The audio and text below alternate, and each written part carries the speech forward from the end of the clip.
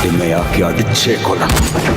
വൻ ഹിറ്റായ നിങ്ങളുടെ 3 cinema 22 female Kottayam, ചാപ്പ കുരിശ്, ഗോൾഡൻ നെക്ലസ്, ഇതിലെല്ലാം ഒരു വില്ലൻ കഥാപാത്രത്തെയാണ് നിങ്ങൾ അവതരിപ്പിക്കുന്നത്. എന്തുകൊണ്ടാണ് ഇത്തരം കഥാപാത്രങ്ങൾ സ്ഥിരമായി നിങ്ങൾ ചെയ്യുന്നത്? I believe in the basic goodness of human beings.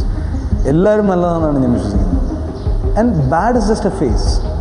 ഇപ്പം എൻ്റെ പഠനം നോക്കിയിട്ടുണ്ടെങ്കിൽ ഒരു ട്രാവലാണ്. ഇത് good to bad or bad to good. അത് എല്ലാ ഇൻഡിവിജ്വൽസിനും പേഴ്സണലി ലൈഫിൽ ഉണ്ടാകുന്ന ഒരു കാര്യമായിട്ട് എനിക്ക് തോന്നിയിട്ടുള്ളത്. ഞാൻ ആദ്യമായിട്ടൊരു സ്ക്രിപ്റ്റിൽ അത് കണ്ടപ്പോൾ എനിക്കത് I thought was very real. ആരെയും പ്രൊമോട്ട് ചെയ്യാൻ വേണ്ടി എല്ലാവരും സ്ക്രിപ്റ്റ് എഴുതുന്നത്. It is to basically bring out an emotion. എന്നെ അത് ഭയങ്കര എക്സൈറ്റ് ചെയ്തു.